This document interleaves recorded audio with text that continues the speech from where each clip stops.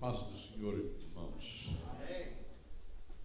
Vamos ler dois textos bíblicos. Primeiro, profeta Oséias. Assim que chegamos aos Estados Unidos em 1984, nos visitou lá em New Bedford um pastor muito importante em Portugal. E ele me perguntou: irmão Abraão, como é que o irmão entende esse texto aqui de Oséias capítulo 6, versículos 1 a 3? Eu dei a minha explicação para ele. Ele disse: nós, pastores portugueses, precisamos saber disso. Eu vou propor que o irmão vá a Portugal ensinar na nossa convenção escatologia. E meses depois, eu estava em aquela cidade linda, Portugal, que lembra muito o nosso Ouro Preto, Minas Gerais. Eu me senti Ouro Preto. Cheguei lá em Coimbra, a convenção se realizou lá, e eu ensinei escatologia durante uma semana, por causa desse texto aqui. O irmão não entendeu o texto, então eu expliquei para ele o significado. É o que nós vamos fazer hoje aqui na nossa matéria. Leamos então. Eu quero dizer aos irmãos que Deus me permitiu revisar uma Bíblia. A edição João Ferreira de Almeida, Bíblia de João Ferreira de Almeida, de 1956. Gastamos 2 anos fazendo uma revisão semântica, de ortografia, de pontuação. E essa Bíblia foi lançada no Brasil com o título Almeida Edição Contemporânea. É o texto que está na Bíblia Thompson, e essa aí é Thompson, então esse texto passou pela minha mão toda a primeira à última palavra, da primeira à última palavra. Não foi tradução, foi revisão. Essa Bíblia foi considerada por eruditos no Brasil o melhor texto em português. Eu sou meio perfeccionista, né? E comparamos com cerca de 16 diferentes edições da Bíblia em inglês, francês, italiano, espanhol, enfim. E fizemos essa revisão e foi uma bênção e continua sendo muito bem aceita no Brasil. As editoras estão produzindo e vendendo há muitos anos já essa Bíblia. Depois fui convidado a participar da comissão tradutora da Bíblia, nova versão internacional. Foram 10 anos de reuniões no Brasil, Portugal, Brasil e Estados Unidos, e concluímos esse trabalho. Foi um privilégio muito grande. Eles me levaram muitas vezes dos Estados Unidos ao Brasil para trabalhar. São cerca de 30 eruditos nas línguas originais da Bíblia e na língua portuguesa, e é por isso que eu gosto dessa Bíblia aqui. Passou pela minha mão o tradutor. E eu trouxe alguns exemplares de uma outra Bíblia, a Bíblia dos Batistas Brasileiros, que eu também ajudei a revisar. Meu nome está no prefácio dessa Bíblia como um dos revisores. É a Almeida, século XXI. É uma Bíblia muito boa, muito interessante, bem atualizada. Se alguém precisar de uma Bíblia, tenho aí, só trouxe 3 exemplares. Mas vamos ao texto. Venham, voltemos para o Senhor. Ele nos despedaçou, mas nos trará cura. Ele nos feriu, mas sarará nossas feridas. Depois de 2 dias, Ele nos dará vida novamente.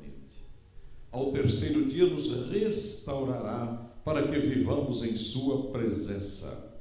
Conheçamos o Senhor, esforcemo-nos por conhecê-lo. Tão certo como nasce o sol, Ele aparecerá.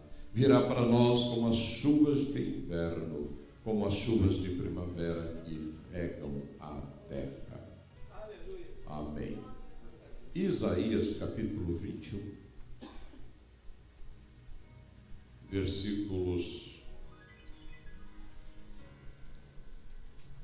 Isaías capítulo 21, versículos 11 e 12.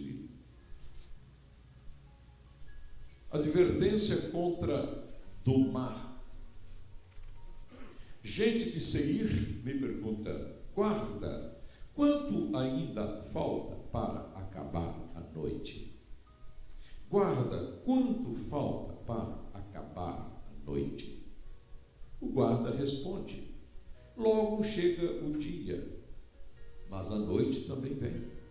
Se vocês quiserem perguntar de novo, voltem e perguntem. Amém. Podem sentar-se, irmãos.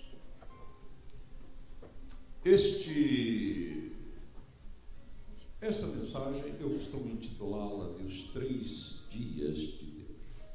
Mas nós temos uma noite antes desses 3 dias. Essa noite é a noite do final do Antigo Testamento. Desde que Isaías e Oséias surgem no cenário profético de Israel, o tempo está escuro. Profeticamente falando, é noite. Israel já estava dividido em 2 países, imagine só. Reino do Norte, 10 tribos, chamado também de casa de Efraim, de Samaria.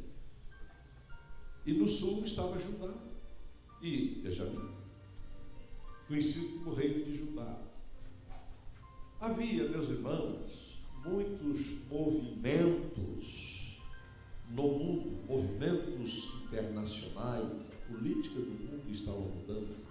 O grande império assírio, que dominou o mundo por quase 400 anos, estava se desmoronando, e surgia então um novo poder no mundo, se agigantava, e este era o cenário. Então havia guerras, havia muitas mudanças, e Deus estava de fato preparando o mundo para o advento de Jesus Cristo. Eu costumo pregar uma mensagem sobre os tempos, sobre a plenitude dos tempos. E quando a gente examina aquele contexto profético, contexto político, social dos dias de Jesus, a gente percebe que Deus preparou tudo para que Jesus viesse no tempo certinho da história.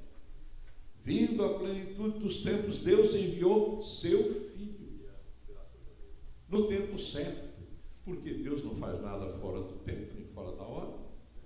Deus não precisa acelerar nada, mudar nada, Ele tem tudo diante dele, Ele é eterno, é todo poderoso, e Jesus veio aqui e cumpriu a sua missão.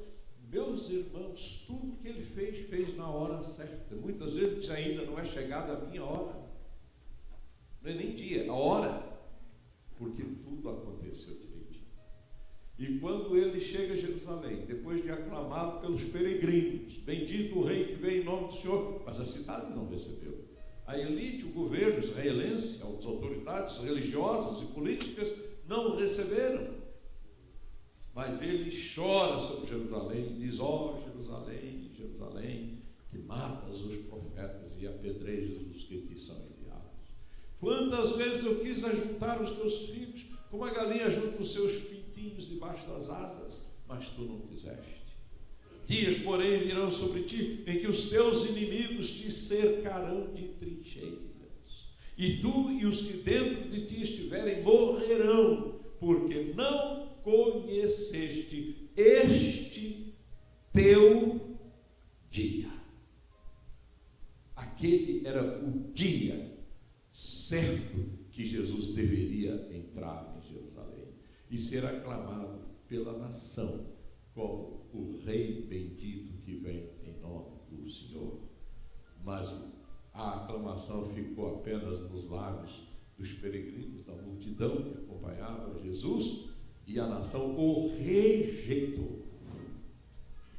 Mas, meus irmãos, Deus, quando parece que tudo piorou, Deus mudou o cenário e inaugurou um dia especial, o dia da graça.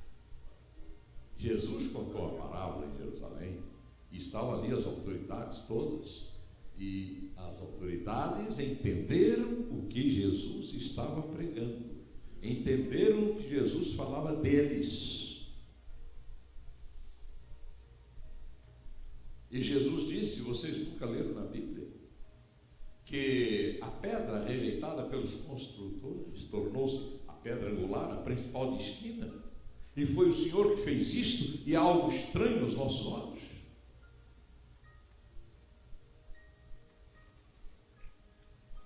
Mas a pedra que foi rejeitada, quando a pedra foi rejeitada, Deus inaugurou o dia. Este é o dia que o Senhor fez. Regozijemos-nos e alegremos-nos nele. Esse é um dia de regozijo, esse é um dia de alegria. A igreja é alegre porque está vivendo o dia da graça. Jesus inaugurou o dia da graça, que agora está no finzinho. Agora está no fim. O texto aqui de Isaías, há um clamor. Alguém pergunta lá de Dumá. Dumá é um trocadilho com as palavras Edom. Edom vivia na região conhecida como Seir, uma região próxima ali da Síria, né? E gritam-me de lá, guarda, quanto ainda falta para acabar a noite? Não é o dia. O dia já tinha passado, agora é a noite. Guarda, quanto falta para acabar a noite? Era noite. O guarda responde, meio-dia, mas a noite também. Duas coisas haveria de suceder àquela noite espiritual da nação de Israel. Dois eventos que Oséias, o profeta do Reino do Norte, quase contemporâneo de Isaías, que era o profeta do Reino do Sul, ele fala de 2 dias e de um terceiro dia. É interessante a gente olhar a sequência aqui. Eu gosto de um hino que eu coloquei no final de um livro meu, esse. Só pus a letra, porque a letra é bonita. Minha esposa disse, muita gente não entende a letra desse hino. Arrebol, o que é arrebol? Quem sabe o que é arrebol? Levanta a mão. É a aurora, o surgir do novo dia, aquele clarão que surge lá no horizonte, né? Vai despontando. Antes de sair o sol, vem o arrebol. Então, meus irmãos, a letra desse hino, se alguém pudesse, se pudesse tentar me acompanhar ali, no órgão, por favor. Eu vou só cantar, talvez uma estrofe só. Mas a letra é bonita. A letra é bonita. Guarda, vê se muito falta. Pastor? Isaí, está aqui. Isalei. Se puder, não ensaiamos nada. Mas, se der a tonalidade ali, já ajuda. O músico que é, vai perceber logo, aí vai fazer o acompanhamento aí. Meus irmãos, e é o piano então? Que bom. Vamos lá. Eu acho que é Ré maior.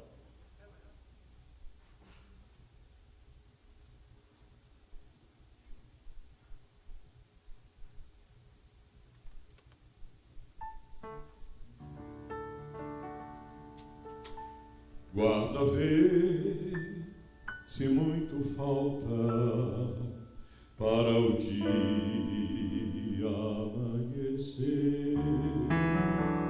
Vai a noite ainda alta, ou já vem o alvorecer. Viajor, ó, se desperta ao romper do arrebol. Põe-te em pé e faz-te alerta. Eia, pois, que surge o sol. Essa é a letra para o tempo do Antigo Testamento. Mas há uma estrofe para os nossos dias. Guarda, vê a luz nascente, anunciando jubileu, alça a voz alegremente, faz vibrar o próprio céu, breve os justos falecidos, imortais ressurgirão, ao soar aos seus ouvidos o clarim da redenção. Há uma estrofe do milênio. Eu gosto desse cada letra. Essa estrofe é do milênio. Guarda, vê a terra linda, frutos, flores sem rival. Vê o rei em glória infinda, vê o mar como um cristal, ouve as armas, que harmonia, ouve as hostes a cantar, peregrino, que alegria, vais em breve para o lar.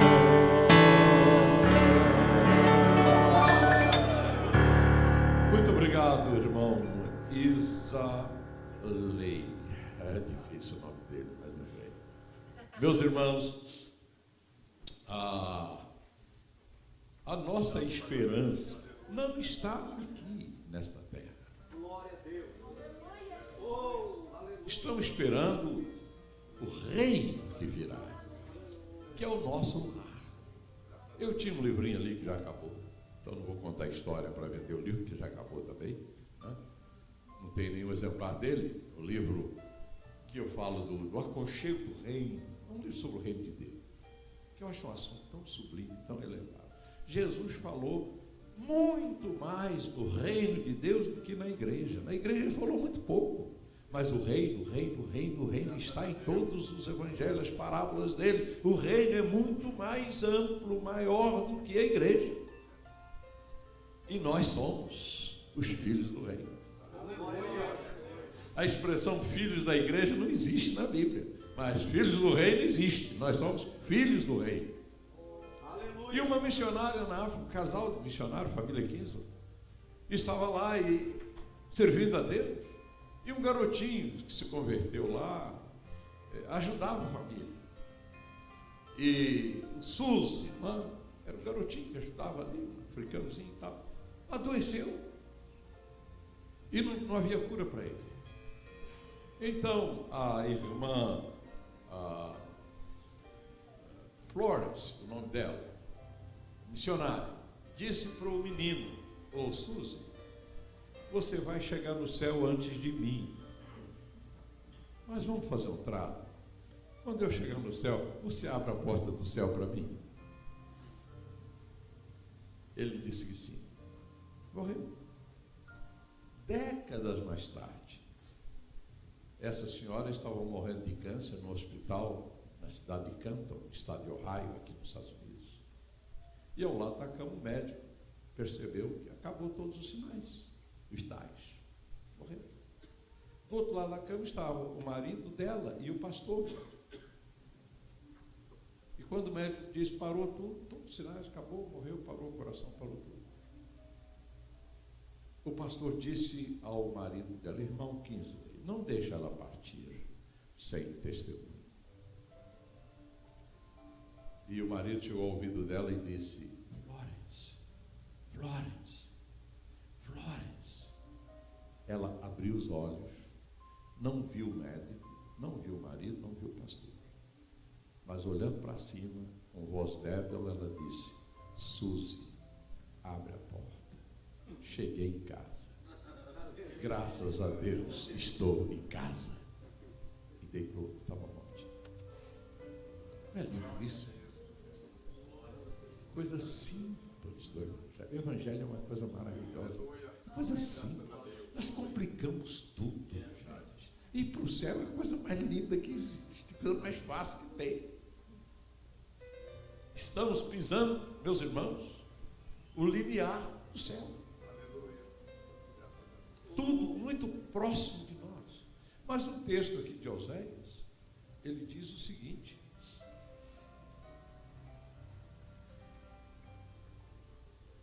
é uma convocação. O profeta diz: venha.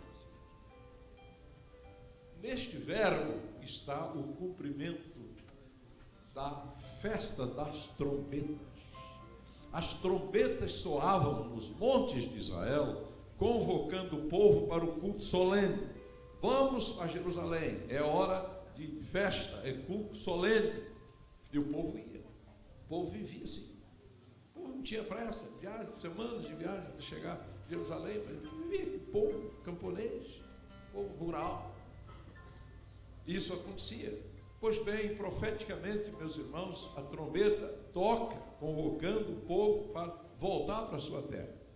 Esta profecia, este cumprimento profético já aconteceu.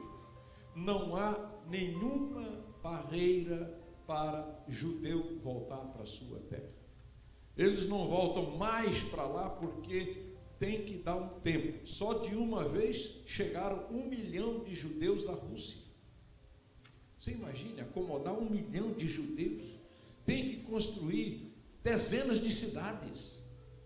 A gente fala em cidade, na verdade são condomínios que se levantam rapidamente. Cada semana uns condomínios novos se erguem em Israel para acomodar tanta gente que chega de fora. Não há mais porta fechada para o judeu sair do mundo. A porta estava fechada em 2 países, no norte de Israel, na Rússia, e também no sul, na Etiópia. 2 países que não deixavam os judeus sair. Mas Deus diz lá em Isaías 43, direi ao norte, dá, e ao sul, não retenhas. Aleluia. Caiu as muralhas, cortina de ferro, caiu muralha de Berlim, caiu tudo, o judeu ficou livre para sair, e já saiu de lá 2 milhões de uma vez só. Tem 500 mil na Alemanha esperando ir para Israel, mais 500 mil aqui nos Estados Unidos, 1 milhão foi para Israel, direto. Estão indo, porque é cumprimento profético. Agora, o voltemos para o Senhor ainda não se cumpriu. Vai se cumprir no final dessa sequência. Mas os 2 eventos, os 4 próximos eventos, que eu quero destacar aqui, ele nos despedaçou, já se cumpriu. Quando Jesus, meus irmãos, pronunciou no pátio do templo em Jerusalém a profecia, a parábola dos maus arrendatários, dos lavradores maus, ele disse, termina a parábola dizendo: quem cair sobre esta pedra, em outras palavras, quem rejeitar a mim, vai ser despedaçado. Ele está falando da sua rejeição como a pedra angular assentada em Sião. Não é aquela pedra que Nabucodonosor viu, que Daniel viu, não. Mas ele menciona esse outro evento, quando diz, e aquele sobre quem ela, a pedra, cair, ficará reduzido a pó. O que foi que Nabucodonosor viu? Naquela figura humana, que tinha cabeça de ouro, peito e braços de prata, ventre e coxas de bronze, pernas de ferro e pés em parte de barro, em parte de ferro, ele viu que uma pedra deslocou-se da montanha sem auxílio de mãos, uma pedra viva. E essa pedra desceu e feriu aquela estátua nos dedos. E toda a figura, toda aquela estátua foi desfeita em pó. Tornou-se em pó o barro, o ferro, o bronze, a prata e o ouro. E o vento soprou o pó dessa estátua e não se achou lugar para ele. Mas a pedra cresceu, tornou-se uma grande montanha e encheu toda a terra. Essa foi a visão de Nabucodonosor. Daniel explicou isso. Daniel explicou. O despedaçamento aconteceu. Jesus disse: vocês vão ser despedaçados. Os romanos fizeram esse trabalho. Mais de 2 milhões de judeus morreram na guerra da Judéia, que começou em 67 e terminou no ano 70. Mais de 2 milhões morreram. Os romanos vieram comandados, as legiões romanas comandadas por um general famoso, por nome Vespasiano. Ele começou a varrer desde a Galiléia e quem podia fugia para Jerusalém. Jerusalém foi se tornando uma cidade, um amontoado de gente, porque é a única fortaleza inexpugnável que havia em Israel, uma cidade amuralhada. Lá nós vamos estar seguros. E foram subindo. E quando os romanos chegaram ao redor de Jerusalém, havia em Jerusalém mais de 1.200.000 judeus dentro da cidade, que tinha capacidade para, no máximo, 240.000 pessoas. Então havia 5 vezes mais gente do que a cidade podia suportar. Os romanos vieram. Assim que cercaram a cidade, houve um acidente, houve um caso que o imperador romano, Nero César, se matou. E o Senado mandou um recado urgente para que Vespasiano fosse assumir o império em Roma. E enquanto ele foi e enviou o filho dele, Tito, para continuar a guerra, as legiões romanas se afastaram um pouco de Jerusalém e os crentes que estavam dentro de Jerusalém fugiram da cidade, porque se lembraram do que Jesus tinha dito: olha, fujam, não pegue nada, saia, tal, que esse tempo se cumpriu lá. Quando Tito chega, aí cerca a cidade, não escapou mais ninguém. Quem tentava escapar era crucificado. Ficou uma floresta de cruzes ao redor da cidade.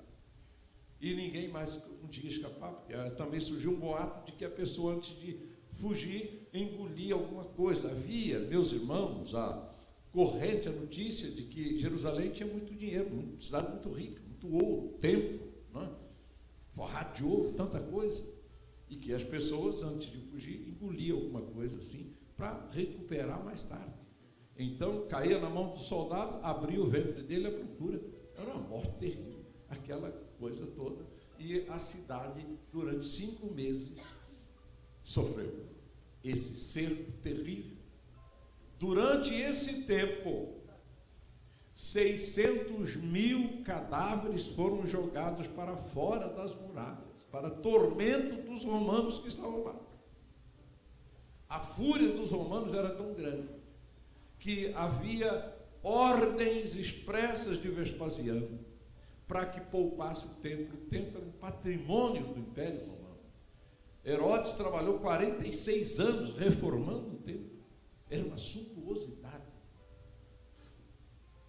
E Tito disse: não toque no templo, vamos destruir a cidade, esse templo tem que ser protegido. É interessante que Daniel profetizou de que o templo seria destruído. Contra todas as pressões das autoridades romanas, a soldadesca, quando entrou na cidade, abrindo uma brecha na muralha, pôs fogo no templo. E o ouro derreteu e desceu e entranhou-se por dentro dos alicerces, e a soldadesca, em busca de ouro, reviraram as pedras, os alicerces do templo, cumprindo o que Jesus disse: não vai ficar uma pedra em cima da outra. Tudo foi revirado à procura de ouro, à procura de riqueza. Cumpriu-se exatamente o que Daniel tinha profetizado. O príncipe que virá destruirá a cidade e o santuário. Tudo foi destruído. judeus levados para o cativeiro, espalhados pelo mundo. Os mercados de escravos se abarrotaram de judeus sendo vendidos por qualquer preço, porque havia uma quantidade muito grande. E esse foi o fim de Jerusalém. Há outras etapas aí que eu não vou mencionar, mas, meus irmãos, desses 4 coisas que deveríamos seguir aqui na sequência, a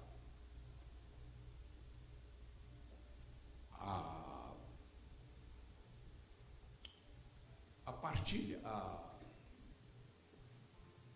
palavra me fugiu agora aqui, a partilha do povo, a divisão do povo, não é bem divisão, ele nos despedaçou, o despedaçamento da nação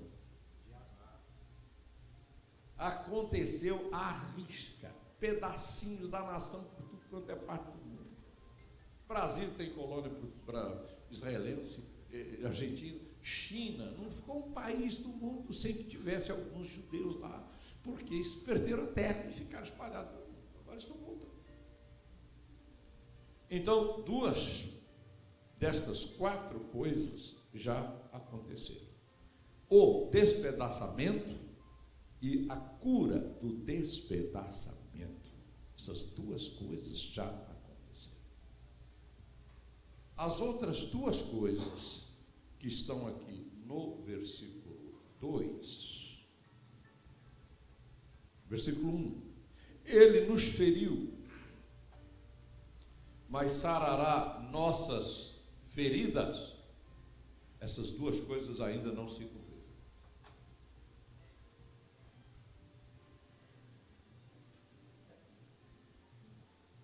O profeta não viu o rapto da igreja. Nenhum profeta do Antigo Testamento viu a igreja, mistério de Deus. Por isso o apóstolo Paulo repisa essa verdade. Ninguém viu, era mistério, mistério. Jesus profetizou acerca da igreja: eu vou fundar a minha igreja e as portas do inferno não vão prevalecer contra ela. Antes disso, nós não temos nada sobre a igreja no Antigo Testamento. Nada. Profetas detalhistas, como Daniel, como Isaías, não falaram da igreja. Falaram da vinda do Messias, falaram detalhes sobre a vida de Jesus, mas nada sobre igreja. Oséias não viu a igreja, que a igreja está presente aqui durante o tempo do despedaçamento da nação e durante o tempo da cura do despedaçamento. Mas a igreja não estará aqui na terra no tempo da ferida de Israel, e estará presente no tempo da cura da ferida de Israel. Exatamente. Aleluia. Irmãos, esse assunto é sério. Sabe por quê? O tempo da pedra, para que a pedra desça, pedra viva, desça da montanha e destrua a estátua que representa os domínios dos gentios aqui na terra, os templos dos gentios, o governo dos não-judeus. Esse tempo ficou prontinho para a pedra descer desde 1º de janeiro de 1981. Isso quase mais de 33 anos. Só falta a pedra descer, porque a estátua está prontinha. As unhas chegaram na estátua. As unhas de bronze chegaram na estátua no dia 1º de janeiro de 1981. Muitos estavam vivos. Nosso tempo. Mas a pedra não desceu ainda. E ela não pode descer enquanto a igreja estiver na terra. Por que a pedra não desceu? Porque a igreja ainda está aqui. Eu confesso que em alguns lugares onde ministrei isso aí, usei quadro negro, coloquei, mencionei lá, e deixei em branco essa profecia do arrebatamento da igreja. E quando eu mencionei antes da ferida de Israel, a igreja será tirada da terra. O pastor me disse, o povo ficou impressionado. Tem gente que acha que Jesus vai demorar muito tempo para vir. Meus irmãos, está tudo prontinho.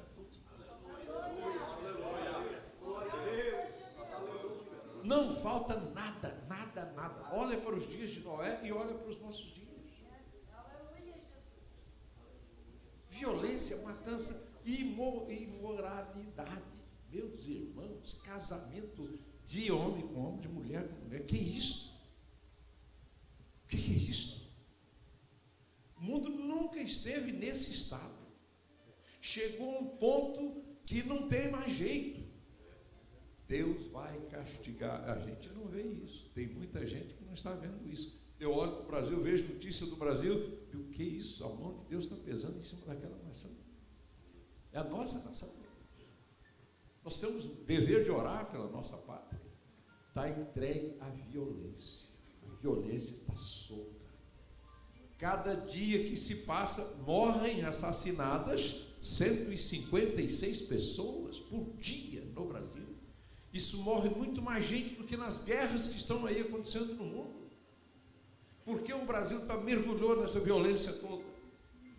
Abandonou Deus. Deu as costas para Israel. E quando nós amaldiçoamos Israel, amaldiçoamos, recebemos a maldição de Deus. Isto é um princípio. E Deus nunca abriu mão disso. Está lá em Gênesis capítulo 12. Abençoarei os que te abençoarem. Se você não abençoar a família de Abraão, que é Israel, você não vai ter a bênção de Deus. E o Brasil perdeu essa bênção de Deus. Estive lá com o pastor Sebastião, fiz uma visita para ele, passou por 2 cirurgias lá em Cuiabá. Um homem de Deus. Ele disse, irmão Abraão, o senhor vai pregar hoje na nossa igreja sede. Seja o meu porta-voz. Diz alguma coisa para a igreja orar, porque nós não podemos continuar vendo o nosso Brasil se aliando com todos os inimigos de Israel. Não podemos ver isso. Fez uma oração, meus irmãos, que eu fiquei tocado. Disse, Deus vai ouvir esse homem. Esse é um homem sério de Deus. Está com 82 anos de idade. E eu fui porta-voz e disse à igreja, uma igreja muito grande, lá em Cuiabá. Agora, 2 semanas atrás. Esta é uma situação séria, irmãos. Agora, a gente olha para a Bíblia. A ferida virá. Mas na ferida de Israel, nós não vamos estar aqui. Tem uma semana que Israel não cumpriu ainda. Deus separou para Israel 70 semanas de ano, foram cortadas para Israel. Israel cumpriu 69 dessas 70, mas a última nunca foi cumprida. Não há nenhum cumprimento dessa última semana na história do povo de Israel. Não há nada. E quando vai cumprir essa última semana? Quando a igreja sair da terra. Deus não mistura dispensações. Deus, essa história de que a igreja vai ficar aqui metade da semana e fica, não tem base na Bíblia, irmãos. Eu tenho escrito isso, tenho ensinado isso. Deus não vai permitir que a igreja fique aqui. Amém. Eu gosto de ver algumas notícias aí, principalmente notícias de canais muito sérios aqui. Não é noticiazinha de qualquer, não, coisa séria. E 2 jornalistas comentando o caso de Israel disse o seguinte: Israel vai atacar o Irã. O Irã não é o Iraque. O Iraque, os Estados Unidos foi lá, tomou conta. Israel atacou o Iraque também, destruiu lá produção de elementos para a produção de bomba atômica, acabou tudo. Mas o Irã não é Iraque. O Irã é uma nação muito forte, tem um exército de 1 milhão de soldados, tem muita arma poderosa e vai explodir a 3ª Guerra Mundial, que será uma guerra nuclear. E aí vem o comentário deles: olha, uma próxima guerra nuclear não pode durar uma semana, senão acaba com toda a raça humana. Tem que durar 3 dias, no máximo 4 dias, e acabou. E vão morrer nessa guerra 2 bilhões e 400 milhões de pessoas. Especialistas, analistas internacionais. É gente grande que está explicando isso aí. Eu ouvi isso e disse, a igreja não vai estar aqui. Porque esse tipo de sofrimento não é para a igreja é tirada antes, meus irmãos. Está em toda a Bíblia isso. O dilúvio só veio sobre a terra quando Noé e os seus estavam seguros na arca. O castigo sobre Sodoma e Gomorra e as cidades das Campinas ali só veio quando o anjo tirou quase que à força Ló e suas filhas. A mulher dele ainda olhou para trás e ficou transformada numa estátua de sal. Mas é um princípio de Deus. Deus não derrama a ira dele em cima dos que são dele. Então, qual o próximo evento a acontecer? O que é que está para acontecer a qualquer momento? Neste mês de agosto ou setembro, até o fim do ano, eu não sei. Mas que está para acontecer, a situação do mundo está num estado tão crítico. Olha para o Oriente Médio. É o caos. Estão criando lá um estado com um sistema de governo mais cruel que existe. Quem não se converte ao Islã é decapitado, perde a cabeça. A igreja está trancada dentro de templos no Iraque, orando sem parar e esperando que haja uma solução. Os Estados Unidos estão matando, jogando bombas lá em cima desses radicais que querem formar lá um Estado, eu esqueci agora a palavra aí, é um radicalismo terrível. Há mais de 100 anos não existe isso mais na Terra, mas esse grupo se levantou e simplesmente mata, ou você se torna um Islã radical ou morre, perde a cabeça na hora. Já mataram gente morrendo. Isso é o que está acontecendo. Israel bombardeado sem parar pela faixa de Gaza. Esse caso não é nada. É território israelense, mas é a administração palestina. E eles estão recebendo armas do Irã, através do Egito e através do Mediterrâneo, e estão jogando essas bombas em cima de Israel. Meus irmãos, Israel está lá, já morreu mais de 1.000 e tantas pessoas civis, porque eles armam as bases de lançamento dele de bombas junto de mesquitas, junto de escolas, que é justamente para que morra civis. Não deixa ninguém sair de perto, vocês têm que ficar aqui, porque vai vir a bomba contrária, vocês têm que morrer. E quanto mais morrem civis, mais o mundo se levanta contra Israel. Essa é uma situação, é uma estratégia terrível. Essa gente não tem amor à vida. Estão ali para causar essa destruição toda. Então, o próximo evento se chama arrebatamento da igreja. Porque a hora que a igreja subir, meu livro, Israel, Gog e Anticristo, diz o que vai acontecer. Ezequiel, capítulos 38 e 39, se cumprem na sequência. A Rússia já perdeu muito com Israel. A Rússia agora está sozinha e está se agigantando. É a grande Rússia, a poderosa Rússia, e agora aliou-se à China. Vocês já ouviram falar dos BRICS no Brasil? BRICS, B de Brasil, R de Rússia, I de Índia, C de China e S de South África. 5 nações se uniram. Representam 41% da população da Terra. Esses 5 países. O Brasil se aliou com os inimigos de Israel. Aliado do Irã. Aliado da Síria. Eu não autorizei ninguém a fazer isso. Estão agindo desse jeito. Não sei até que ponto a autoridade da presidente permite que ela faça essas conexões todas. Porque isso é coisa muito séria. Muita gente não está sabendo disso. Isso é para competir com os Estados Unidos.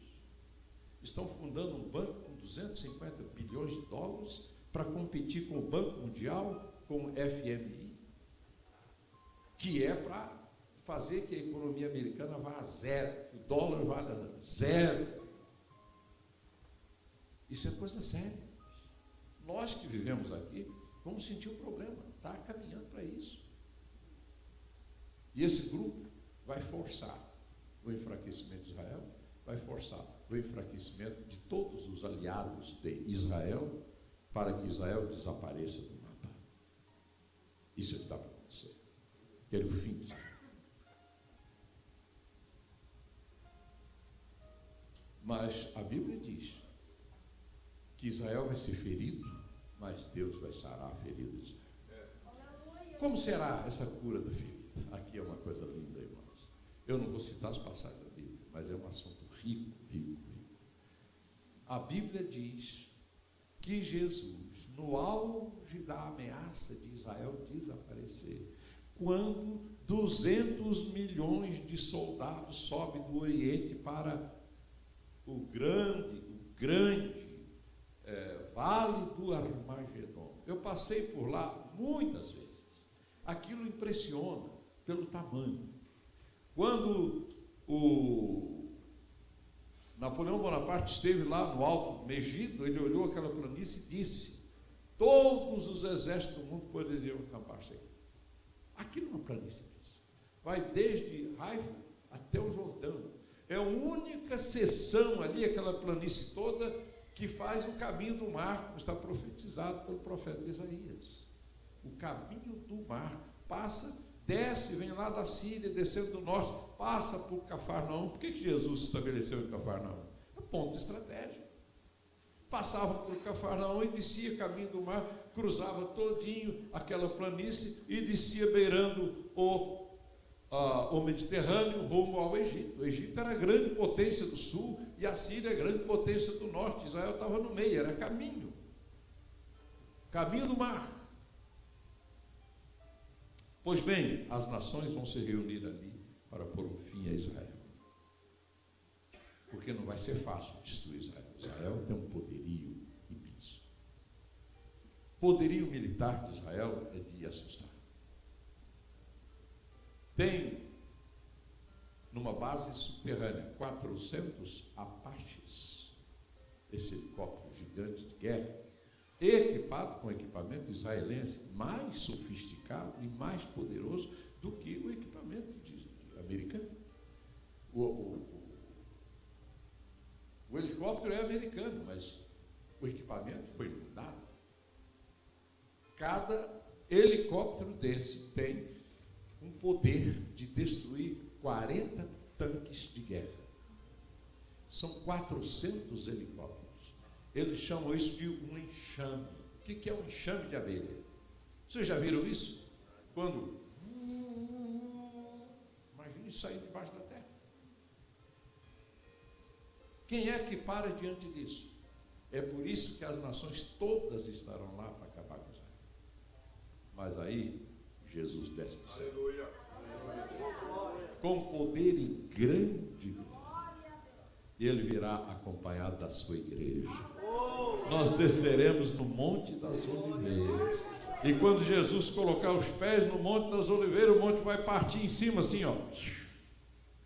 Porque já existe uma abertura subterrânea.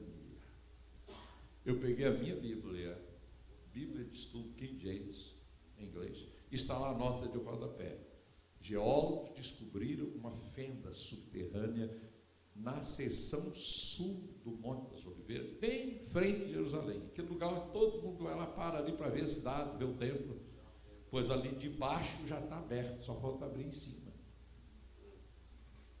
E o profeta Zacarias fala que o monte vai abrir em duas partes, metade para o norte, metade para o sul, e uma fonte de água jorra de Jerusalém, da esquina do lugar do templo. E essa fonte de água vai descendo, passando por esse vale. Hoje não tem como, porque o monte está na frente. Mas o monte vai ser partido. E a água vai descer para o Jordão lá embaixo. E vai entrar no Mar Morto. E por onde essa água passa, tudo vive. Tudo vive. Tudo vive. florestas vão surgir, passarinhos estarão nessas florestas. O Jordão, o Vale do Jordão vai ser enriquecido com essa água que desce, e essa água entra no Mar Morto e sara o Mar Morto, porque não tem vida, mas vai ter vida. E vai dar peixe como dá o Mar Mediterrâneo, irmão. A Bíblia diz que os pescadores vão estender as suas redes desde En-Englaim até En-Gedi, lugares que eu conheço, passei por lá diversas vezes.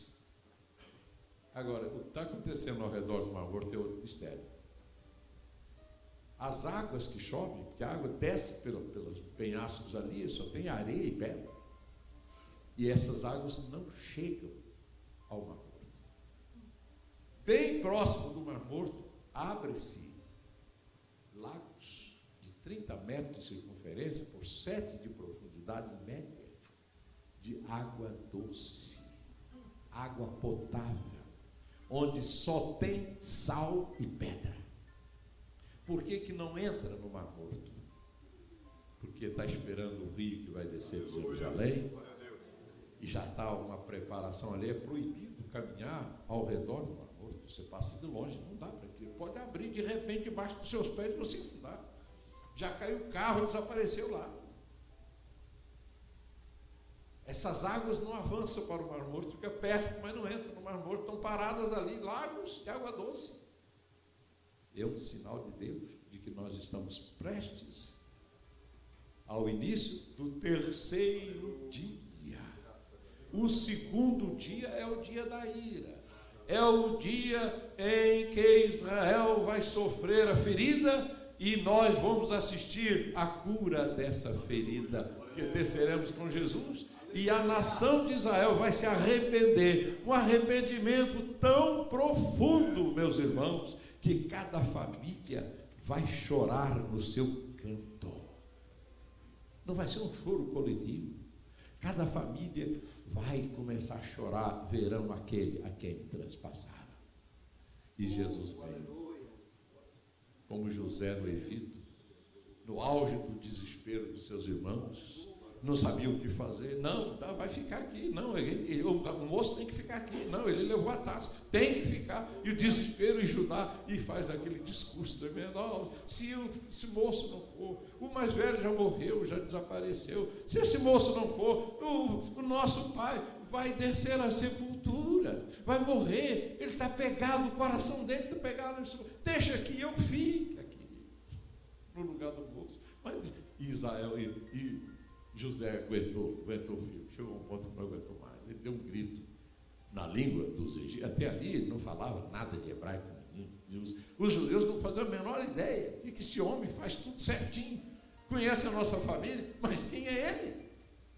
Aí ele gritou na língua dos egípcios: saiam todos aqui. Saíram todos. Aí ele fala a língua da sua família: eu sou José, irmão de vocês. No auge do sofrimento de Israel, Jesus desce do céu e diz: eu sou Jesus, irmão de vocês. E os judeus caem de joelhos, chorando, arrependidos, e a nação se converte. E Jesus vai fulminar os exércitos, todos vão desaparecer.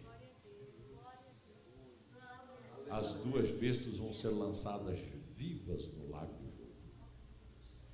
O diabo vai para o fundo do abismo acorrentado e vai ficar 1000 anos preso lá. O terremoto que vai partir o Monte das Oliveiras vai formar uma planície ao norte de Jerusalém e outra planície ao sul de Jerusalém. Está tudo isso no livro de Zacarias, com detalhes. Aquele dia será um dia longo, devendo ser noite, o sol ainda está alto. Porque vai acontecer tanta coisa grande nesse dia. E aí é que se cumpre, ao terceiro dia, ele nos restaurará. E vamos viver na sua presença, para que vivamos em sua presença. Conheçamos o Senhor, esforcemos-nos por conhecê-lo, tão certo como nasce o sol. O nascimento do sol não é para a igreja, irmãos, é para Israel. Para a igreja nasce a resplandecente estrela da manhã, Antes do sol vem a estrela da manhã. Nós esperamos a estrela da manhã. Jesus vir buscar a igreja no arrebatamento. Não é para o milênio. Milênio nós viremos com ele, desceremos com ele. Tão certo como nasce o sol, ele aparecerá. Virá para nós como a chuva de inverno. Não é chuvinha, não, é chuva pesada. Jesus vem como leão. Ele veio como cordeiro a primeira vez. Agora ele vem como leão, meus irmãos. O leão da tribo de Judá. Acaba com a bagunça. Estabelece ali o julgamento das nações. Estarão todos os representantes das nações ali. E vai fazer aquele reboliço todo. Gente que desaparece. E os que sobram entram no reino milenial com ele. E nós reinaremos com ele em corpos glorificados. Seremos como os anjos. Vamos reinar com Jesus aqui na terra. Vamos ajudar a pôr ordem nesse planeta. Os planetas já está numa bagunça e vai ficar, imagine, no fim de 7 anos de desgraças aqui. E é por isso que depois da chuva de inverno virão as chuvas de primavera. Chuvas suaves que regam a terra. Esse planeta vai ser todo reconstruído. Jesus vai, meus irmãos, o milênio vai ser uma coisa linda. Se a gente já vê coisa bonita aqui na terra, imagine como ficar essa terra, como vai ficar essa terra, quando Jesus começar a restaurar tudo. As aves, eu acredito que vão cantar muito mais bonito que cantam hoje. As flores vão ter perfume mais forte. Vai ser uma restauração de tudo, porque tudo ficou empobrecido. Tudo ficou debaixo de uma servidão. A terra geme, esperando o quê? Não é o arrebatamento. João explica. Esperando a manifestação dos filhos de Deus, que só acontecerá no milênio. Quando Jesus vier para o milênio, nós nos manifestaremos com ele em glória. É aí que a terra se liberta, porque Jesus veio para libertar a terra. E tudo vai ser, meus irmãos, está tão perto de nós, gente. Imagine se estivéssemos aqui falando no século XVIII, XIX, a gente não teria a menor ideia quando isso ia acontecer. Mas hoje você olha para o mundo e vê que está tudo feito. Está tudo cumprido. Está tudo cumprido. Não falta mais nada. Não falta mais nada a acontecer. Ah, mas tem janela 10x40, não sei o quê. Billy Graham disse uns meses atrás. Está feito. Jesus pode voltar a qualquer momento. A terra toda já está evangelizada. Porque via satélite, meus irmãos, entra tudo quanto é a Bíblia está sendo lida nos países fechados. Não entra a Bíblia em papel, mas entra a Bíblia na internet. E ninguém para isso, não tem como bloquear isso. O mundo está evangelizado e Jesus está vindo buscar a igreja. Estamos prontos? Estamos preparados? Podemos ficar de pé um minutinho?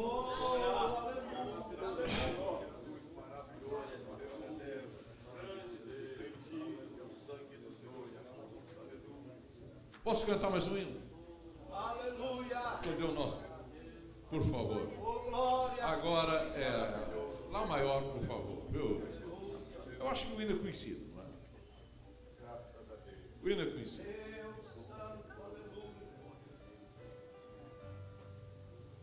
Meus irmãos, nós precisamos ter uma visão de Jesus. Jesus está vindo.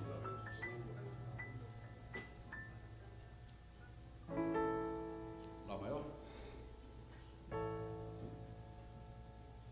Se nos cega o sol ardente, quando visto em seu fulgor, quem contemplará aquele que do sol é o Criador?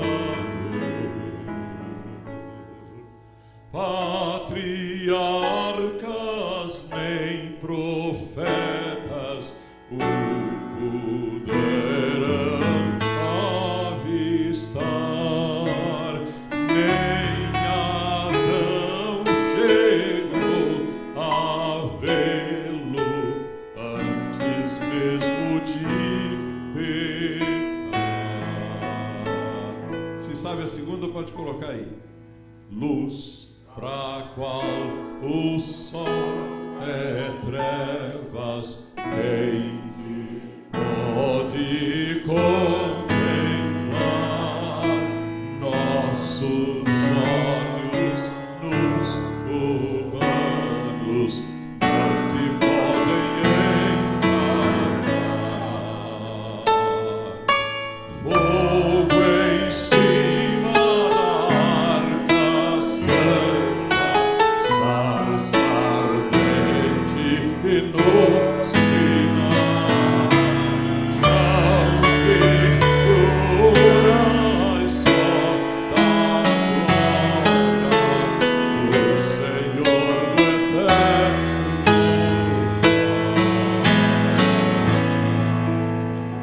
para termos nós com Ele franca e doce comunhão. Cristo Filho fez-se carne, fez-se nossa redenção, para que na glória eterna nós vivemos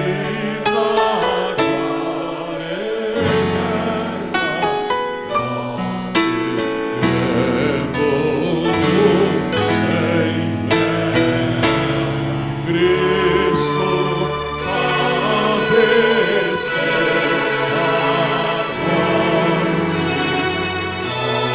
padeceu a morte, ao entrada abriu o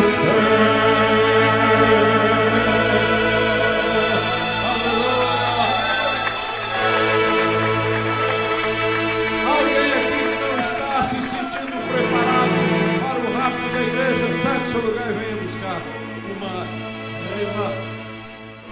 uma renovação espiritual na sua vida. Eu creio nisso. Tem gente que não está preocupado, não está preparado.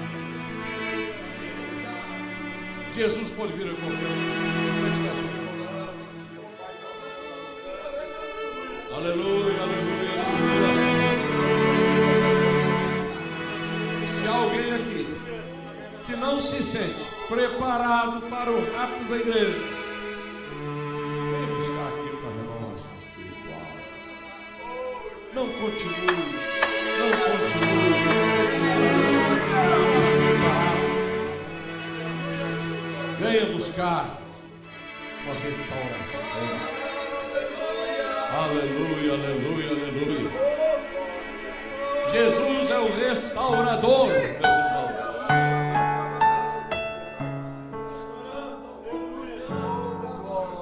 Um pastor contou a história. Derek Prince. Levaram uma pessoa para adorar, uma pessoa toda aleijada, tinha tido derrame, perna torta, braço torto, a boca totalmente torta, não podia sorrir. Ele orou por aquela mulher e disse: fica aí, e deu 2 passos atrás. E Jesus começou a curar a perna dela. A perna dela foi endireitou-se. O braço dela endireitou-se normalmente e o rosto dela se endireitou e ela abriu um largo sorriso. Não podia sorrir. E o marido disse: querida, você rejuvenesceu 10 anos em 10 minutos. Coisa linda que Jesus pode fazer. Restaurar essas vidas. Essa gente veio aqui buscando uma restauração espiritual. Muito mais importante do que uma restauração física. Mas Deus é poderoso para fazer tudo muito mais abundantemente, além daquilo que pedimos ou pensamos. Ele é poderoso para fazer tudo, segundo o poder que opera em nós. O poder está em você, o poder está em você, o poder está em você, o poder está em você, em você. Você que veio aqui, o poder da fé está em você. Se você crê, vai acontecer um milagre na sua vida.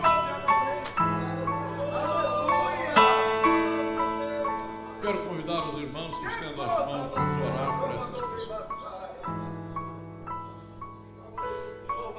Para termos nós com Ele franca e doce comunhão. Cristo, Filho, se fez carne, fez-se nossa redenção, para que na glória eterna nós o vejamos sem véu. Cristo padeceu a morte, nova entrada abrindo ao céu. Coisa linda. Ele nos abriu um novo e vivo caminho para o Pai. Essa é a nossa vitória, nossa vitória. Pai Celestial, coloco diante de Ti essas pessoas aqui. Espera, Senhor, na verdade. Eles estão buscando uma restauração, buscando uma renovação espiritual. Senhor, toca cada vida, toca cada vida, toca cada vida, meu Pai. Senhor, toca cada vida, muda a mente, muda o coração, toca cada vida, meu Pai. Toca cada vida, Senhor. Opera nestas vidas, opera, meu Pai. Oh, meu Deus, muda o coração. Para a Tua glória, meu Pai, para a Tua glória. Toma nas Tuas mãos cada vida que veio aqui à frente, cada pessoa que está aqui. Opera nessa vida, Senhor. Opera a Tua obra de restauração, de renovação. Opera, meu Deus, obra de renovação, de restauração. Derrama a Tua graça, Teu poder e opera. Oh, generosamente em cada vida, Senhor. Opera, meu Pai, em cada vida. Opera, meu Deus, em cada vida. Toma nas Tuas mãos, Senhor, abençoa. Oh, meu Pai, toca por Teu poder e graça em cada vida aqui. Eu quero milagre. Restaura. No nome de Jesus nós oramos. Restaura, Senhor, no nome de Jesus. Toma nas Tuas mãos e abençoa no bendito nome de Jesus. Amém.